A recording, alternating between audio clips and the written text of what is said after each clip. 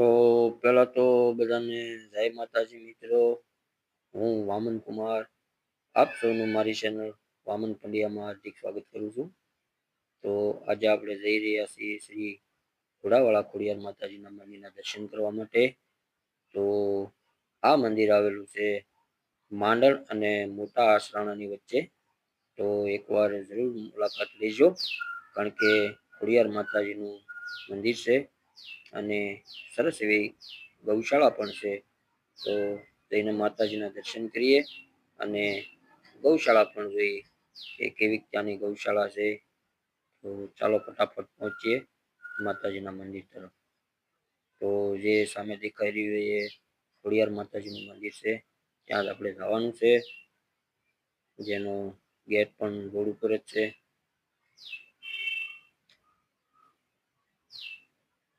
તો આ જે સામેની સાઈડ દેખાઈ રહી છે તે મંદિર જ છે અને ગૌશાળા પણ છે, જે બંને સાઈડ ગૌશાળા છે અને બાપુજન ત્યાં રહે છે. આ રહ્યું ગૌશાળા, જેમાં બહુ બધી ગાયો છે.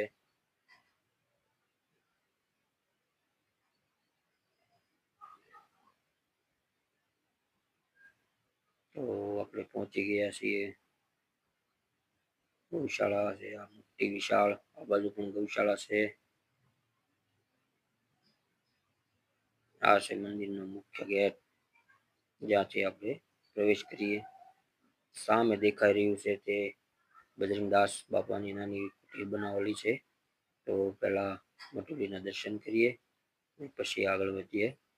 તો ચાલો ફટાફટ જઈએ મંદિર તરફ.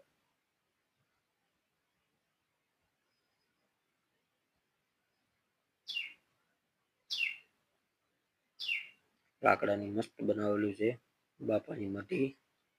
તો આ છે મઢી, જેમાં બજરંગદાસજી બાપાની એક ફોટો વિરાજમાન છે. જય બજરંગદાસ બાપા, જય હો બાવળિયા વાળા.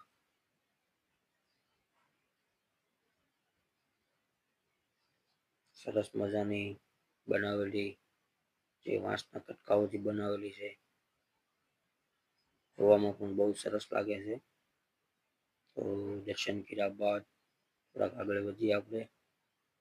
આ છે ખોડિયાર માતાજીનું જૂનું સ્થાનક, જ્યાં હજી પણ ખોડિયાર માતાનું બિરાજમાન છે આ પથ્થરની નીચે, જેની ઉપર આ મોટી વિશાળ પથ્થર છે.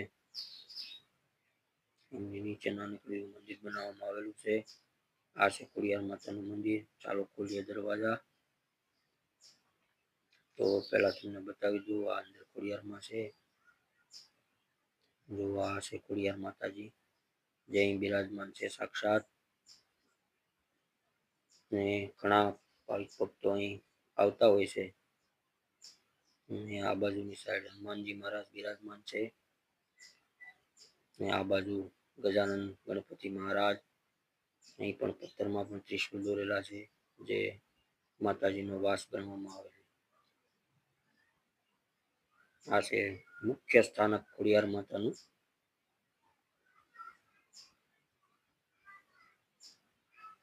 તો ખોડિયાર માતાના દર્શન કરી લીધા બાદ થોડાક આગળ વધીએ આપણે.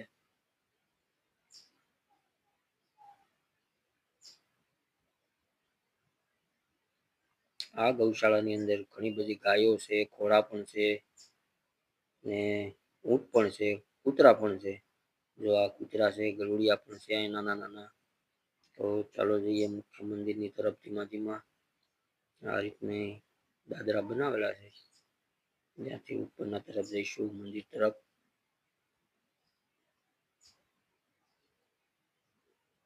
તો પહોંચી ગયા છીએ આપણે ઉપર. છે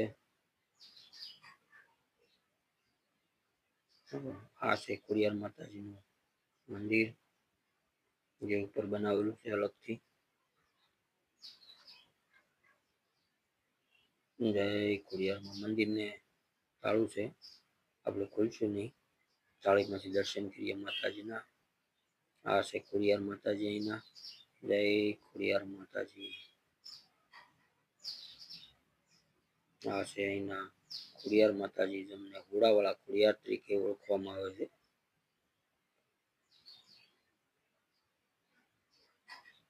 તો આ ખોડિયાર માતાજીના દર્શન કર્યા બાદ આ ગૌશાળા, જેમાં ઘણી બધી ગાયો છે અને સુવિધા પણ બહુ સારી છે, જગ્યા પણ બહુ જાજી છે. સામેના પડખે પણ આવડી ગૌશાળા છે, આ બાજુ પણ એટલી જગ્યા છે. બંને સાઈડ ગાયોને બાંધવામાં આવે છે. આ છે ગૌશાળાની અંદરનો, જેમાં ઊંટ છે, ગાયો છે, ઘોડા પણ છે, ઘણા બધા પ્રાણીઓ છે અહીં.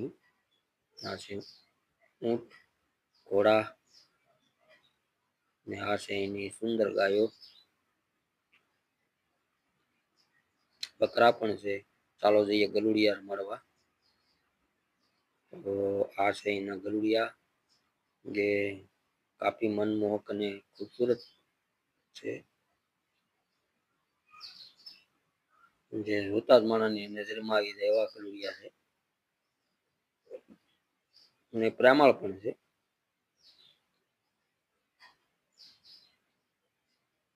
જેમને ઘડીક રમાડવાનું મન થાય એવા ગલુડિયા છે. એક જે અહીંયા બેઠું છે,